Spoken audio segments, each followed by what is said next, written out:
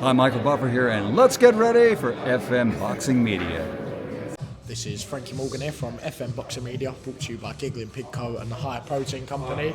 And I'm joined again for the third time by Mr. Pav. Yeah. How are you? You all good? Yeah, very well, mate. Thank you. How you been? Yeah, all good, all good. It seems like every time we do an interview, you've gone up another level. Like, people will probably look and think, oh, he's interviewing Pav again, but it's like there's a new Pav every single time we interview you, ain't there? Yeah, I'm just going with the flow of what boxing coaching is, and just trying to improve myself as a person, as a coach, every month, every day, and yeah, so it will get bigger and it will get better, and there are still goals that we spoke about before about getting champions and pro champions. There's still goals that I still want to achieve, and that's where I'm working towards, and that's what I'm going to keep pushing towards. Yeah, now obviously you've got a lot in boxing that you've achieved, but the one thing that is major at the moment, you've got a baby on the way. Yeah. We've got to touch on that, because obviously no matter what happens in boxing, that's the main achievement. Yeah, 8 weeks till the next one's on the way. Really looking forward to it. It's gone quick. The missus will definitely say different. Yeah, it definitely ain't gone quick for her. But yeah, no, really looking forward to having the next one with us. And then that's another reason why to push on and to try and achieve as much as I can in life, not just in boxing but in life, and to give me well, I've got a daughter at the moment, to give her an easier life, and then I don't know what the sex of the next one will be, but yes, give them a better life, and yes, give them an head start.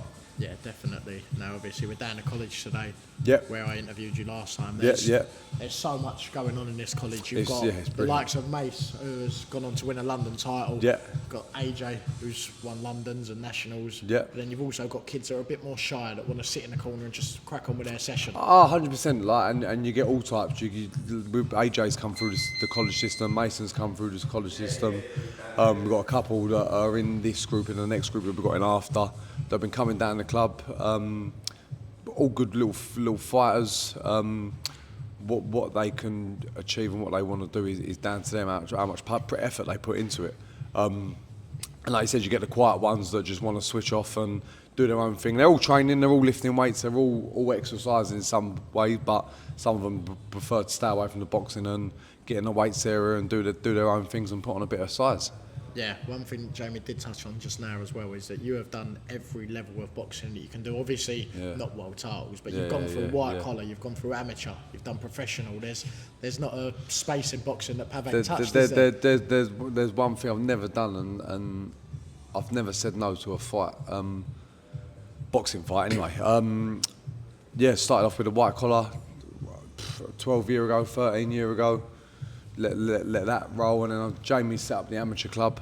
So I was like, well, so that's the next step. I remember being out in MTK Marbella with Mitchell Frierson, and John O'Carroll was training, and he half laughed at me. I told him I'd had like 5 or 6 white collar fights, and he laughed at me and said, "You ain't had a fucking fight in your life." So that was like the proper like kick up the arse that I needed to go, fucking hell, well, why am I doing white collar now? Let me do the amateurs. So Jamie set up the amateurs, had me amateur fights. COVID kicked in. I think I've been through it before, but COVID kicked in the weekend of the intermediates. I was meant to fight, and then there was no time like the present go pro. I was turning 30 then that year, so I thought I might as well go pro, earn some money, go on the road.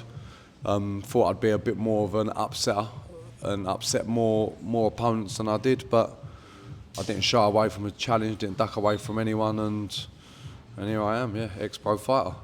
Yeah. But still, my brain's attached, so I got out of the game quick enough. Yeah, Joe, there's not many ex-pros that you can sit down and interview with. No, I bet. I can imagine. Yeah, it's a sad reality. And if I'm honest with you, I remember someone saying to me, "Carl, like since you've stopped boxing, you are speaking a lot clearer. You're not mumbling as much, and it probably is the amount of you're sparring.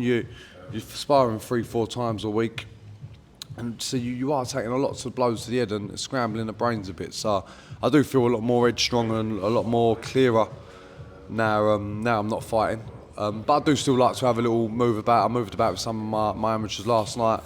I'm down at Al Wilkie's gym Wednesday. I said I'll have a little move about on Wednesday. So I'm still trying. I still can't say no to a little spar now and then. Yeah, one place that people may have seen you pop up on, DAZN, the other week. popping up in Yeah, competitions, yeah, corner. yeah, yeah, yeah. It's- Yeah, no, that was it was a great moment for me, for Lewis to ask me to be part of the fight team. Yeah, absolute honour, fan. It was my first. I've done a pro show with Al Wilkie for Zoe's Corner, and then that was my second. So, and to be on such a big platform like the Zone and to get me face shown was great for me. Yeah, because obviously coming from a white collar background, so then, well, when you was at the white collar, you probably looked up to someone like Kevin Mitchell. You was probably watching his fights. I'll tell you what, it was so surreal. Like Anthony Crolla, sharing the change room with Anthony Crolla. Then you got Joe Moore walking around, and you got Dave Allen was about. Conor Benn come into the change room. Like Kev, I know Kev pretty well now anyway through Jamie. But yeah, to see all these people like around me was a bit surreal, but it was great to be a part of it, and I've taken it on board and to see what I can go on and achieve now. Yeah, because obviously you've took two young fighters that we have got here at the moment to do great things from where they was, but the end goal for Pav, obviously, everyone wants a world champion. 100%. Is that something that we could be maybe? Listen, I'm not all. Like, I'm not going to say that, but like I said, I've got small things I want to achieve a step at a time. The first thing is to actually coach a pro fighter. I've got a few amateur champions. I want more, and I believe I'll get more. Will get more. I say me, but as a team, we'll get more. But in the pro game, the first achievement will be to get my first fighter to have their debut, and then go from there. Then the next step is to get a local area belt, southern area belt, and then we just keep pushing for more and more. But you've got to take one step at a time. I don't expect to turn up to the gym tomorrow and be, oh, there you go, there's a world champion for you. I'd prefer personally, if it's gonna happen, if I'm gonna coach to that level and to that standard, to be able to take something from scratch and build that process all the way through from start to finish. But I wouldn't say no if someone there you go, there's a pro fighter that's world level. One question I have asked everyone today. Jamie Williams hates praise. We all know he hates praise.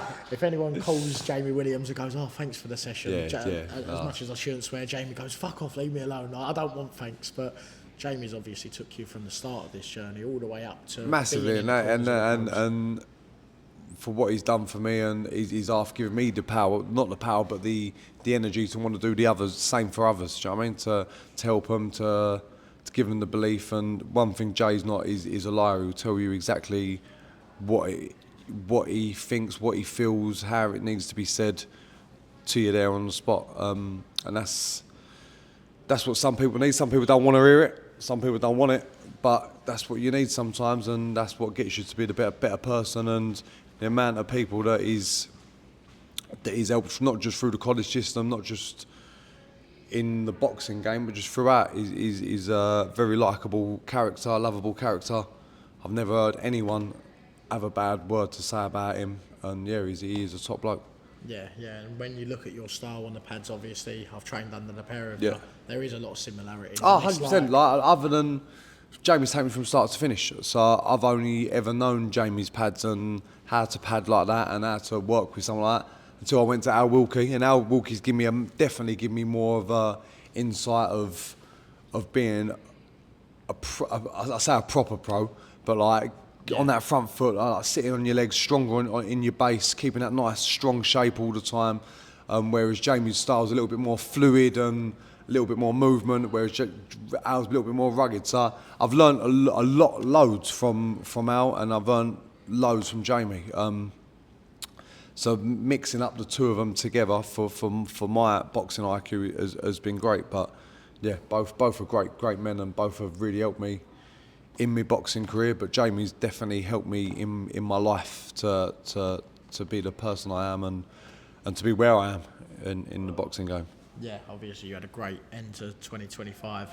Both your fighters going on to do well. You've done Conor Mitchell's corner at the end of 2025 as well, but 2026 we're just getting started, still in January.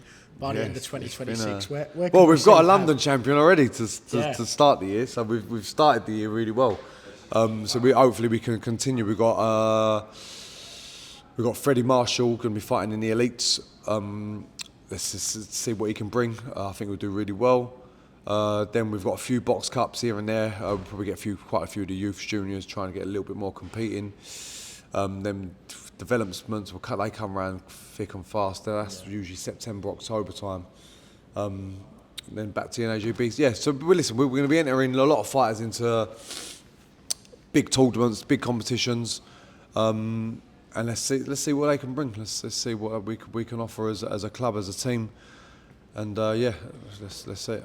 I want to say thank you very much for your time again. It's always a pleasure, mate. Thank you very much. Thank you for having me on. Look forward to seeing you soon. Top man, brother. Cheers, mate. Top man.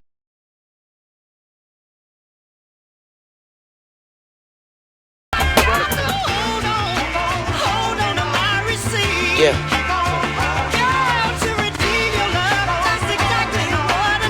I got you.